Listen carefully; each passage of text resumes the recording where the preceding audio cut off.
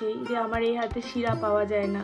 তো আমি না ওটা দেখে রীতিমতো খুব ভয় পেয়ে যাই। ভয় পেয়ে আমি নার্সকে বলি যে এই মুহূর্তে দিও না, আমাকে আর একটু সময় দাও। Good morning everyone, welcome back to my channel. আমি সুস্মিতা, তোমরা দেখছো ডেইলি ব্লগ বাই সুস। নতুন একটা ব্লগে সবাইকে স্বাগত জানাই। অনেকদিন পর আবার একটা বড় ব্লগ, সবাইকে স্বাগত। আর সকাল সকাল উঠে পড়েছি প্রায় অনেক কদিন পর। আমি মনে হচ্ছে একটু সুস্থ, বাট হ্যাঁ, দম ফেলতে আমার এখনও কষ্ট হচ্ছে। আর তোমাদের অনেকেরই জানার আছে যে অ্যাকচুয়াল আমার কি হয়েছিল। তো আজকে সেই সব নিয়ে একটু কথা বলবো, কিন্তু এখন নয়, সকালবেলা একটু ইন্ট্রোটা দিয়ে দিই। মেয়েকে খাইয়ে দিয়েছি, ও এখন এই যে বসে বসে একটুখানি ফোন ঘাঁটছে। আর এখানে আসলে ফোনটা একটু দিতে হয়, কারণ আমি একা পারি না, আমার পক্ষে অসম্ভব। তো সেই জন্য ফোনটা দিয়ে একটু বসিয়ে দিয়েছি, ও একটুখানি চুপচাপ থাক। ওর খাওয়ানো হয়ে গেছে, ওর সব কিছু হয়ে গেছে, এবার আমি একটুখানি খাবো আর কি। তো সেই জন্য ফোনটা নিয়ে থাক, আমি খাওয়া দাওয়ারগুলোর ব্যবস্থা করি আর কি। আর সেই ফাঁকে ভাবলাম চলো ইন্ট্রোটা দিয়ে দিই। চলো কন্টিনিউ করতে থাকো। আর বেশ ঝলমলে রোদ উঠেছে, বেশ ভাল লাগছে। চলো কন্টিনিউ করতে থাকো। এই হচ্ছে আমার আজকে ব্রেকফাস্ট। এই রুটি দিয়ে কে জ্যাম খায় বলো তো? আমি খাবো। আর যখন ভালো ছিলাম তখন কোনোদিন লিকার চা খাইনি, কিন্তু এখন খাবো। এরকমভাবে এবার রোল করে খেয়ে নেবে।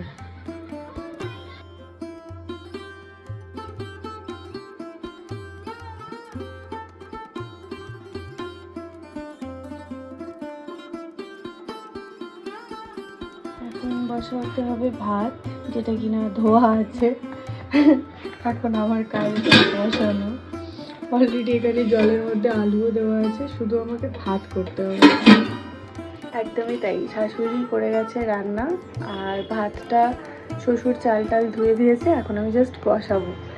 মানে আমার এতটা শরীর খারাপ যে আমি দম ফেলতে পারছি না। আর বলেছিলাম তোমাদেরকে শরীর খারাপের ব্যাপারে বলবো, একটু একটু ওয়েট করো, বলছি। ডাল হয়েছে, বেগুন ভাজা, ডিম, চিংড়ি মাছ, আর এটা কি মাছ জানি না, একসাথে হয়েছে। এটা কি ধরনের উৎপাত শোলা? ভেজা তো এখন। কে বললো? ভাই ইয়েগুলো, গার্ডারগুলো, শীতের জামা কাপড় বেরিয়ে গেছে, গার্ডারগুলো ভেজা থাকার কথা না। এই যে ভেজা, পকেট পকেট। কোথায় পকেট ভেজা? এই তো আমি ভেজা পাচ্ছি।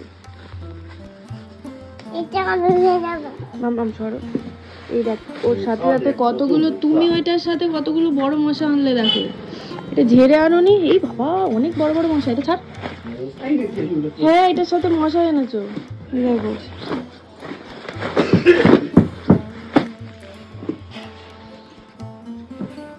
গুড ইভিনিং সবাইকে। তো বলেছিলাম যে অ্যাকচুয়াল আমার কি কি প্রবলেম ছিল বা হচ্ছে সেগুলো তোমাদের সাথে শেয়ার করব কিছুটা। কেন ভিডিও দিতে পারছি না বা এটসেট্রা এটসেট্রা, যা খুশি বলতে পারো। আমার ভয়েস প্রচণ্ডভাবে আসতে, কারণ এর থেকে জোরে আমি বলতে পারছি না। তো একটু কষ্ট করে শুনে নাও। তো ফার্স্ট তো আমার প্রেগনেন্সি থেকে প্রচুর কমপ্লিকেশান ছিল, প্রচুর কমপ্লিকেশান। তো প্রেগনেন্সি থেকে একদম স্টার্টিং থেকে একদম এন্ড পর্যন্ত অনেক কমপ্লিকেশান, যারা ভিডিও দেখেছো তারা জানোই।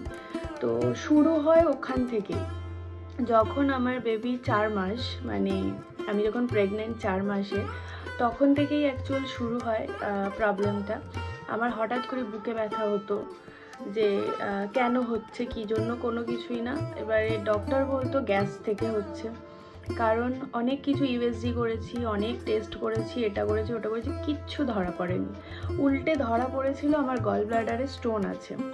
যেহেতু আমি প্রেগনেন্ট ছিলাম, তাই স্টোনটা নিয়ে কোনো কিছুই হবে না তখন। তো ডক্টর তখন বলেছিল বেবির 1 বছর হয়ে গেলে তখন স্টোনটাকে একবার চেক করো, যে তো স্টোনটা কি অবস্থায় আছে। তো বেবির যখন 1 বছর হয়ে যাবে তখন আমাকে দেখতে বলেছিল। তো বেবি যখন 1 বছর হয়ে যায় আর দেখা হয়নি, সত্যি কথা। মেয়ের যখন 2 বছর হয় তখন মনে হলো যে চেক করি। তো চেক করতে গিয়ে ধরা পড়লো আমার ওভারিতে পুরো সিস্ট আছেই। এখন সিস্টটা সবার আছে, মানে এটা কমন ব্যাপার হয়ে গেছে এখন। সব মেয়েদেরই দেখবে কিছু না কিছু এই সিস্টের প্রবলেম থাকেই। তো সেটা নিয়ে আমার কোনো খুব একটা মাথা ব্যথা ছিল না, যে ঠিক আছে সবার আছে, আমারও হয়েছে, নো প্রবলেম, সেরে যাবে কোনোভাবে না কোনোভাবে। কিন্তু সেটা যে এতটা পরিমাণ আমাকে জ্বালাবে সেটা আমি ভাবিনি। আমার সিস্ট থেকে ইনফেকশন হয়, ইনফেকশনটা এতটাই বেড়ে যায়, মে মাস থেকে এটা চলছে অক্টোবর নভেম্বর পর্যন্ত আমি ওই একই জিনিস নিয়ে চলতে থাকি, যার কারণে সিস্টের যা যা প্রবলেমস থাকে আর কি সেগুলো বাড়তে থাকে। দিনের পর দিন পিরিয়ডস বন্ধ হচ্ছে না, মানে সারাক্ষণই মনে হচ্ছে পিরিয়ডস আছে, এরকম একটা অবস্থা হচ্ছে। মানে সাংঘাতিক একটা পরিস্থিতি, সেই মে মাস থেকে চলেই যাচ্ছে। লাস্ট আমাকে বললো না, এটা অপারেশন করতেই হবে কোনো রকমভাবে আর কি, এটাকে ফেলে রাখলে আর চলবে না, কারণ কোনোভাবে ওটা হচ্ছে না, ওষুধের দ্বারাই কোনোভাবে ক্লিয়ার হচ্ছে না।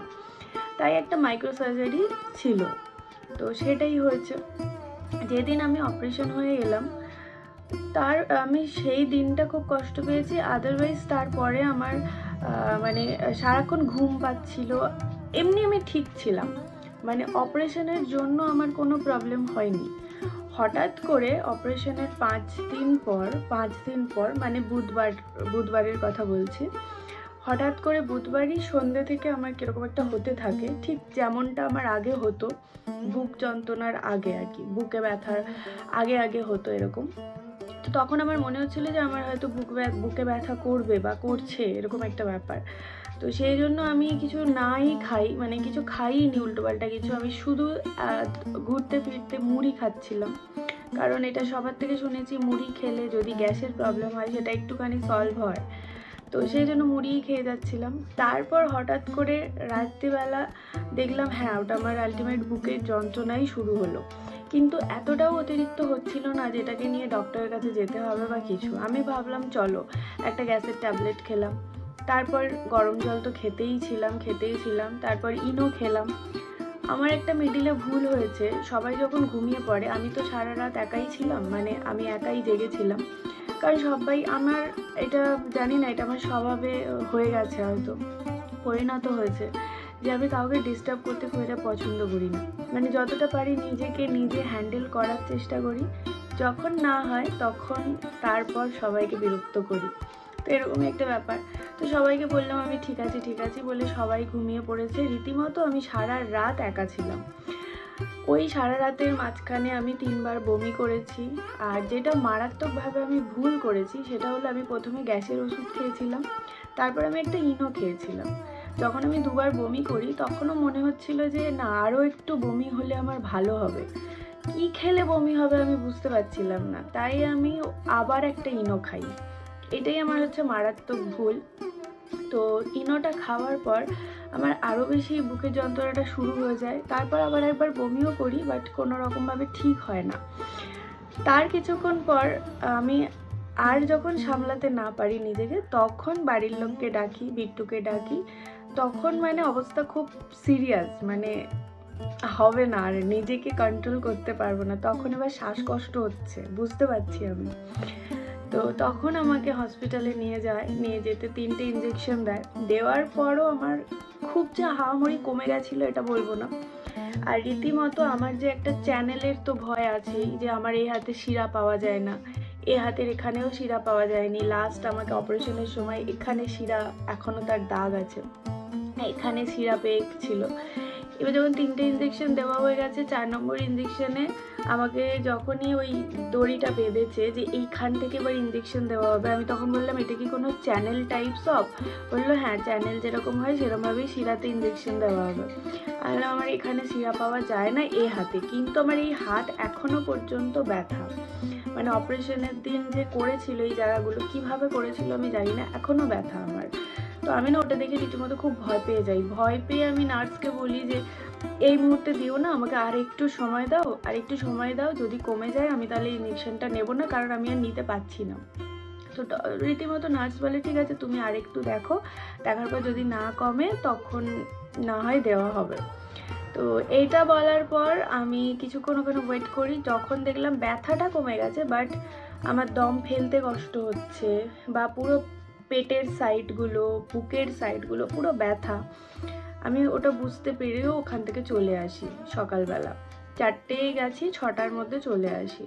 এসে যেহেতু সারা রাত ঘুম নেই, সারা রাত ঘুমিয়েছি, সারাদিন ঘুমিয়েছি, শুধুই ঘুমিয়েছি, তারপর থেকে শুরু হলো এই প্রবলেমগুলো, যেটা কিনা আমার দম ফেলতে কষ্ট হচ্ছে, খেতে প্রবলেম হচ্ছে, কি খাবো প্রথম কথা বুঝতে পারছি না, ভয় লাগছে, মানে এই সব মানে হতেই থাকছে।